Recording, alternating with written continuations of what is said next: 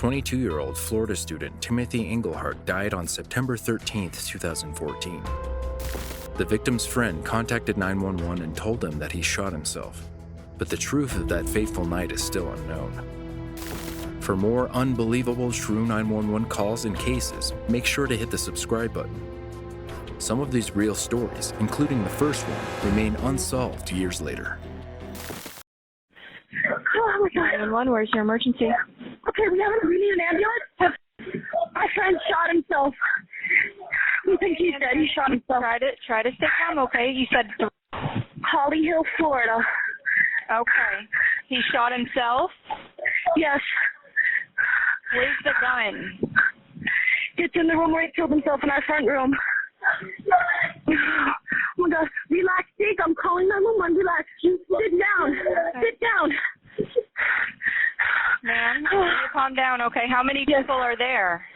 There are 4 of us, and then our friend who shot himself. Okay, try to calm down. What's your name? My name is... What's your phone number in case I lose you?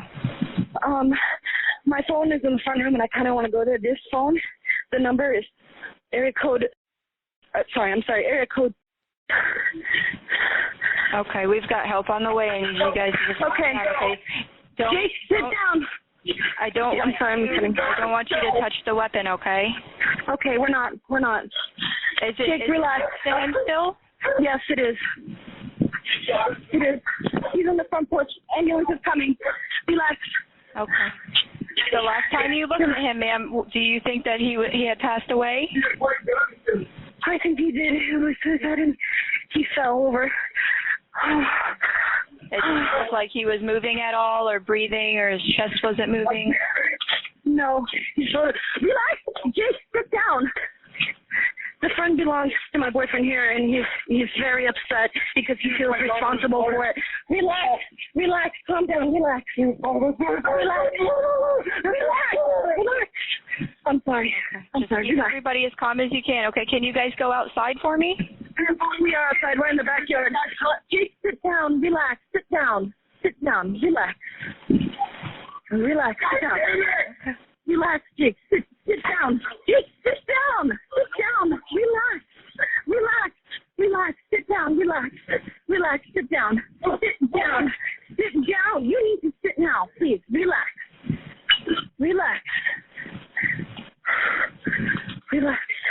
Okay.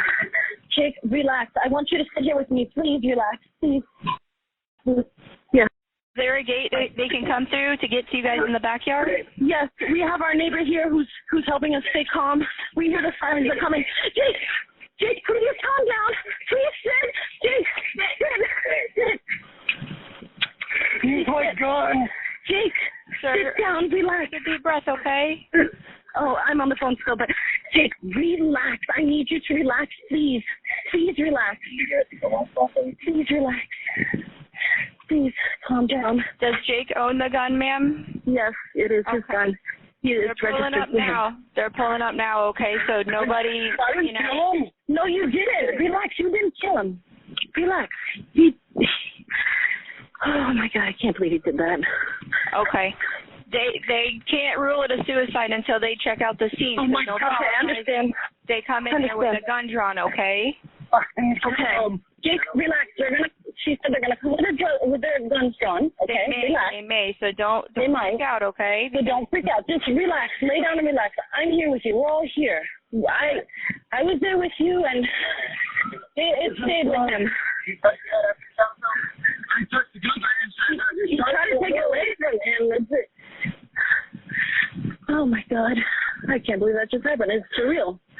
I'm not sure that just happened. Jake, relax. Relax. What was he doing before he pulled the gun on himself? He was stressed. We tried to tell him that, talk him through the stresses that he had. He was very stressed about everything.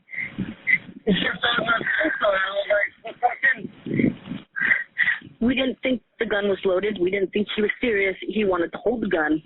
Uh-huh. We didn't think he was going to do that.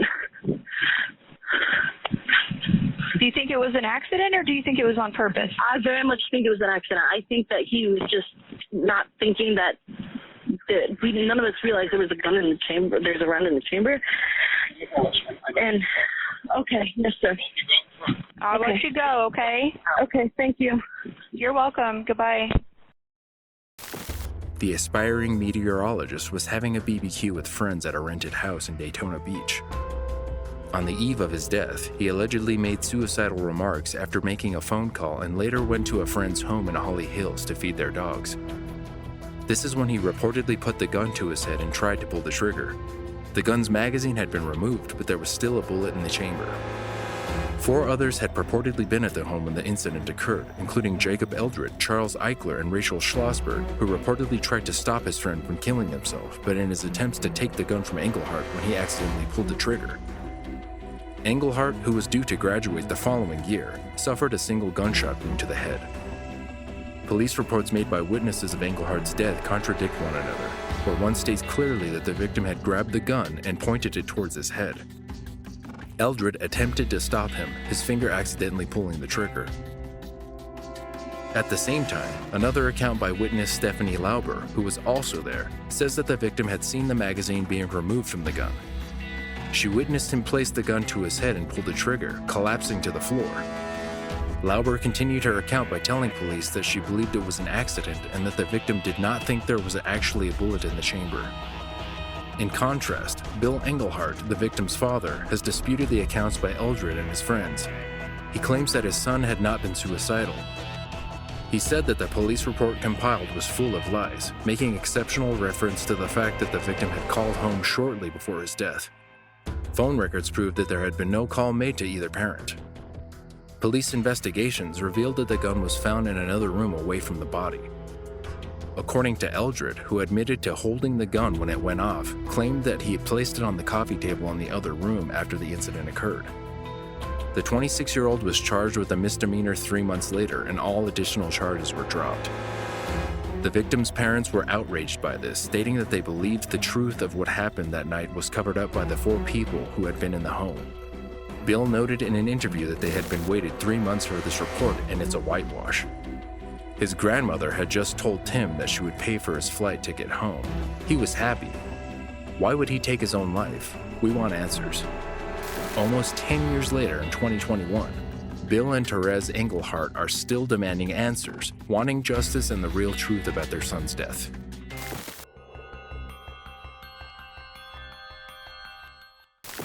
James Ward contacted 911 in September 2009, confessing that he shot his wife in their Isleworth home. The millionaire developer from Florida was arrested for the second-degree murder of his wife, Diane. Yeah, what's the emergency? I just shot my wife. You just what? I just shot my wife. Where's your wife? She's right here on the floor. Please send somebody at 5277 Isleworth Country Club Drive. 5277 what drive? Isleworth Country Club Drive. Okay, the address you're not giving me is not coming up. 5277 Isleworth Country Club Drive. Firework? Yes, Isleworth. ISLEWRTH. Okay, what's going on there? I just shot my wife. You just shot your wife? I shot my wife. Yes, please send somebody over. Stay on the line with me. Let me add the fire department. Don't hang up. I will.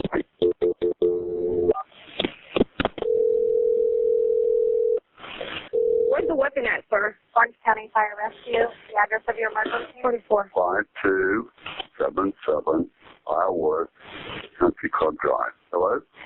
I'm here. Hold on just a moment. Oh, I thought I lost you. I'm sorry. That's all right. It's 1256. No, it's 52. Yeah, 77 Isleworth Country Club Drive.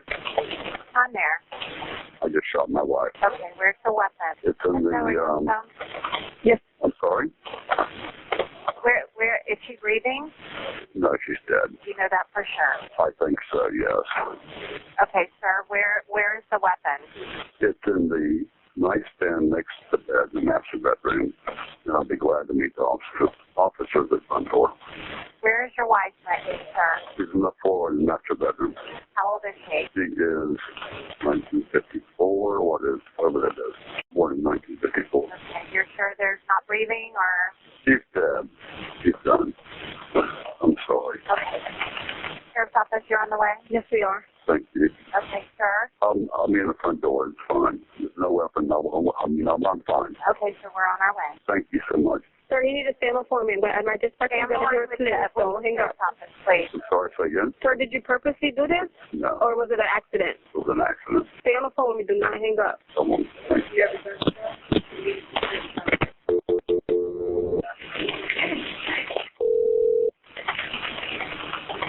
I'm here.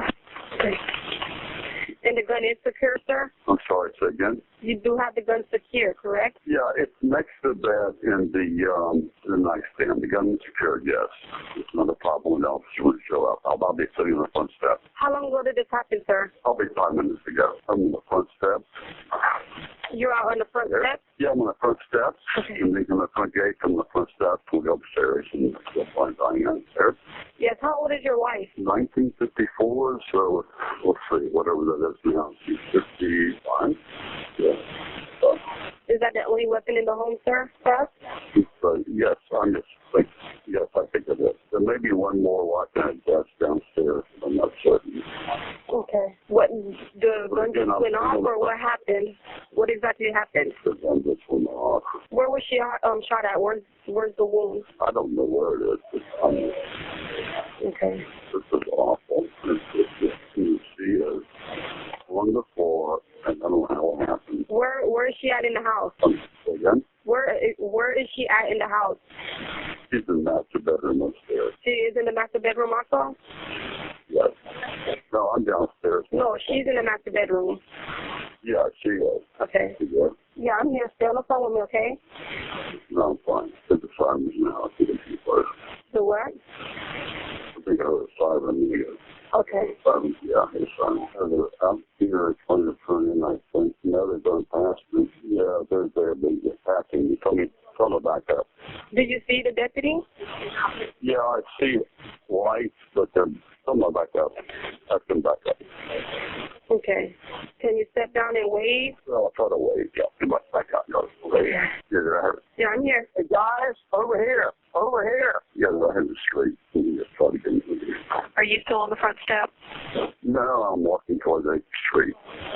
Where are you walking towards? Toward the street because they're...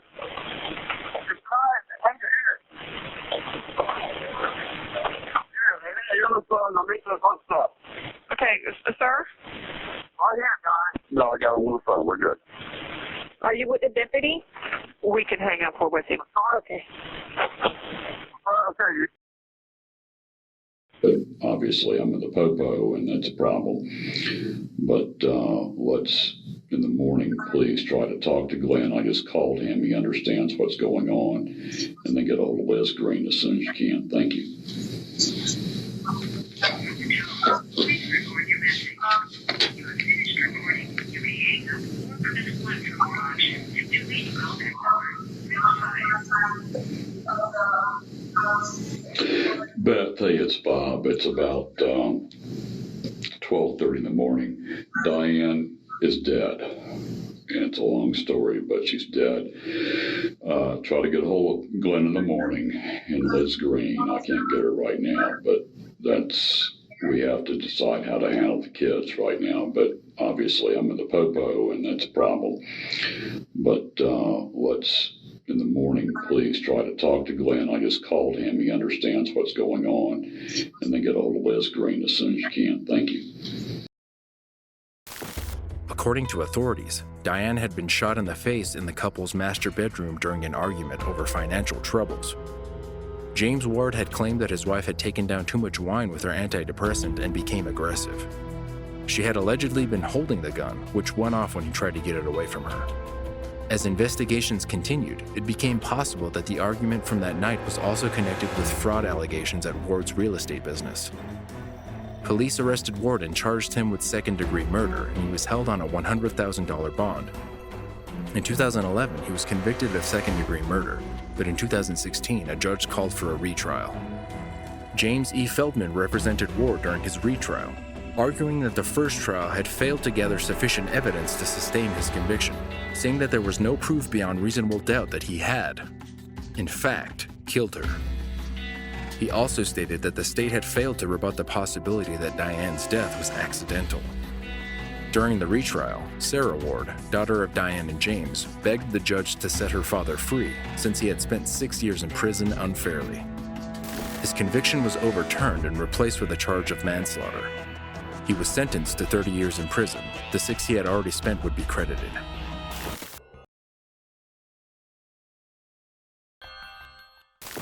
It was just before 6 in the evening on May 6, 2013, when Charles Ramsey heard a woman's screams for help. He heeded the call, helping Amanda Berry, who had been missing for over 10 years, escape her captor's lair. Cleveland 911 police, ambulance or fire. Yeah, hey, bro, I'm at 2207 Seymour, West 25th. Hey, check this out. I just came from McDonald's, right? So I'm on my porch eating my little food, right? This broad is trying to break out the house next door to me. So there's a bunch of people on the street right now. So we like, well, what's wrong with you? What's the problem? She like, this been kidnapped me and my daughter, and we've been in this bitch. She say her name is Linda Berry. I don't know who the that is. I just moved over here, bro. Sir, you know what I mean? Sir, you have to calm down and slow down. Is she still in the street? Seymour Avenue. Is she still in the street, or where did she go? Yeah, I'm looking at her. She right now. She calling y'all. She on another phone. Is she black, white, or Hispanic?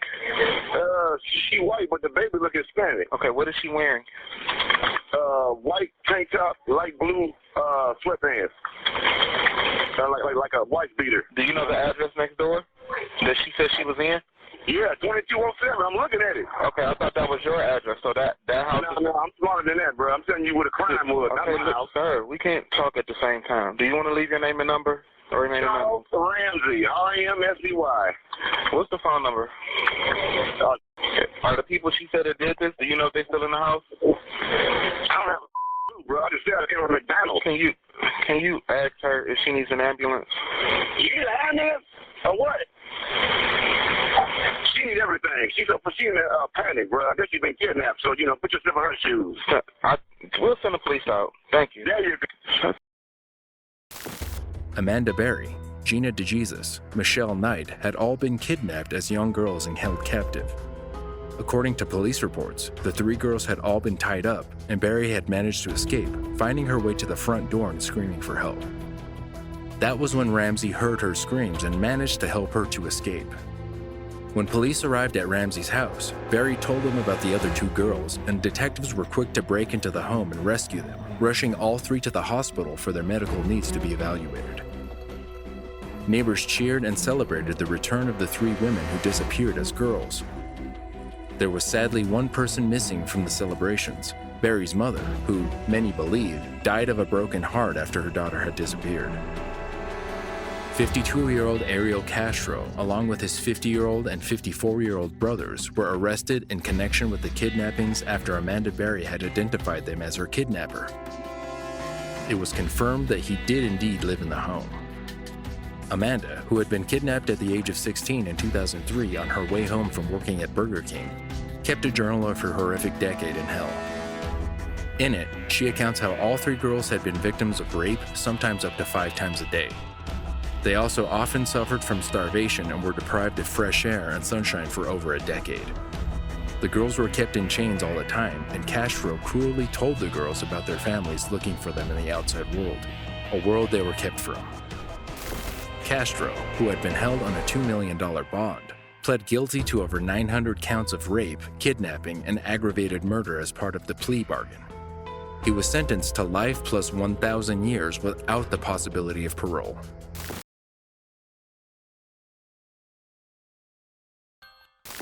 In April 2018, 16-year-old Kyle Plush was trapped in his minivan and, hours after contacting 911 for help twice, was crushed to death. His parents have filed a lawsuit against the state for their indifference and unhelpfulness during his time of need. Cincinnati 911 is the address of your emergency. Cincinnati 911.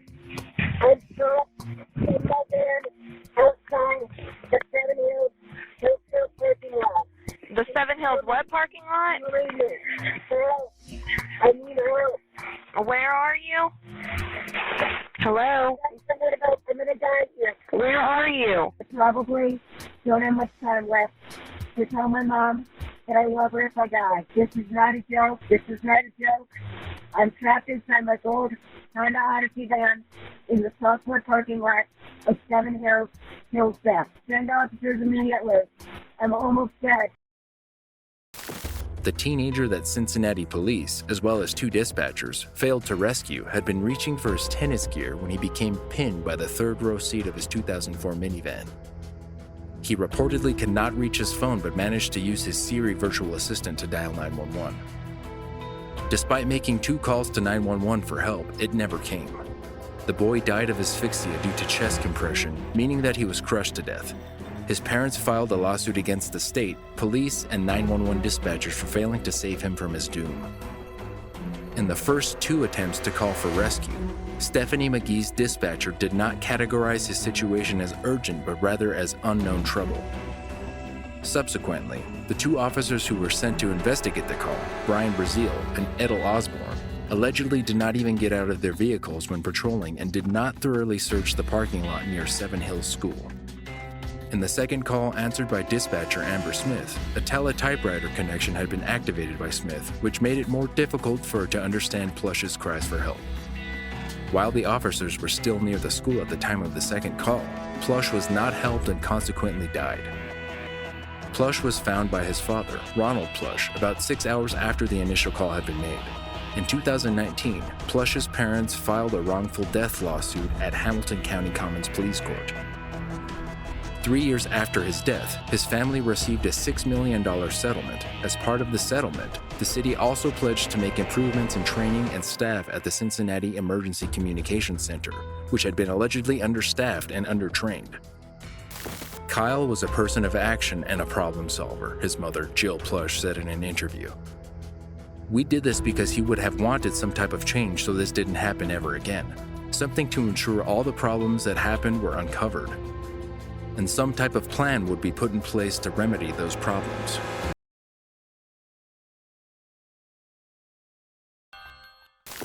Upon witnessing a 6-year-old girl being placed into a man's vehicle in July 2021, a witness contacted 911.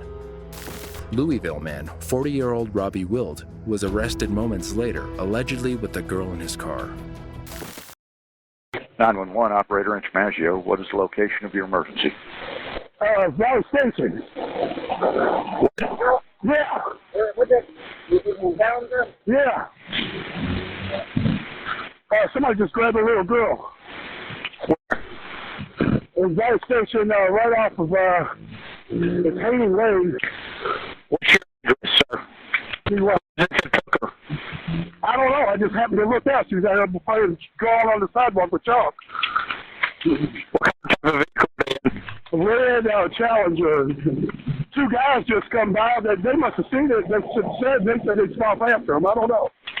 How old is she? 6. What kind of vehicle? They were in a different car. He said it was a red Challenger. I seen it was red when I could see him grab her and just take off. They went down Haney towards Grafton Hall Road.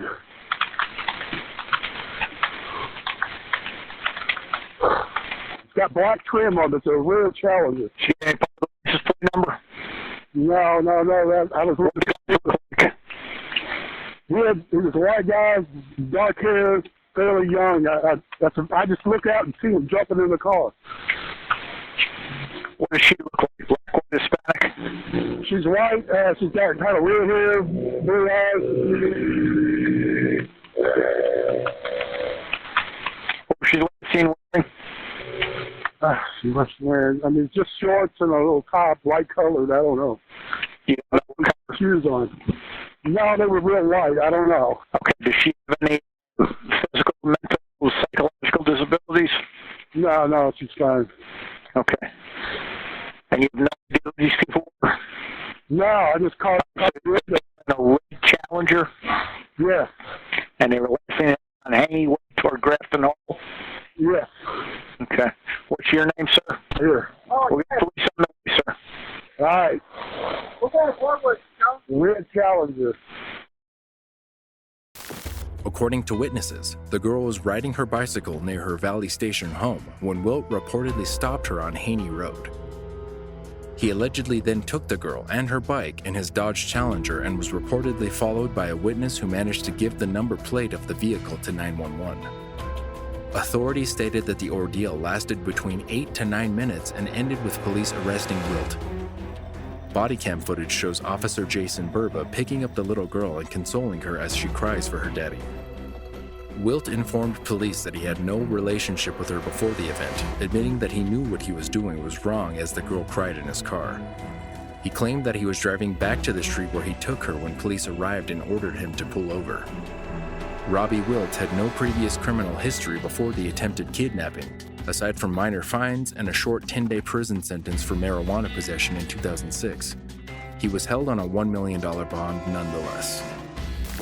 Wilt entered a preliminary not guilty plea to 1 count of kidnapping a minor, a Class B felony in Kentucky that is punishable by 10 to 20 years in prison.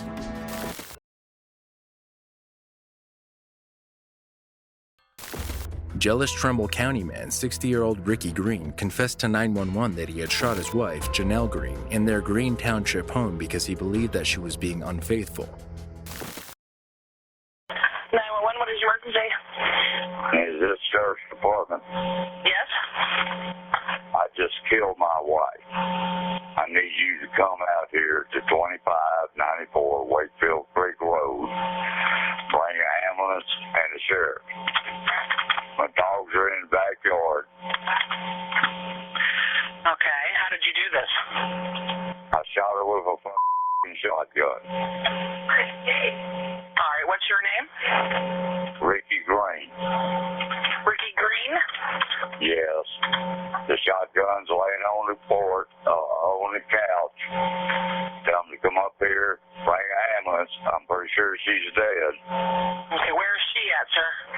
And she's sitting in a here in my house. I just shot her. Send the deputy sheriff. Okay. Why did you do this? Well, because she's been on me since December the 6th, and she come home tonight and told me she on me again. I'm trying to get a divorce from her, and she won't leave, and she just have nothing. Send the deputy sheriff. Okay. I'm pretty sure she's dead. Okay. Yeah, we're sending them now. I just want to... Send them now. Send them now, I'm telling you. Your phone number... That's her phone number. It's a cell phone. You need to send the deputy sheriff. You can send an ambulance, but I'm pretty sure she's dead. Okay, what was... Now, I will not pick up this weapon again. Okay, and where are you going to be in the house?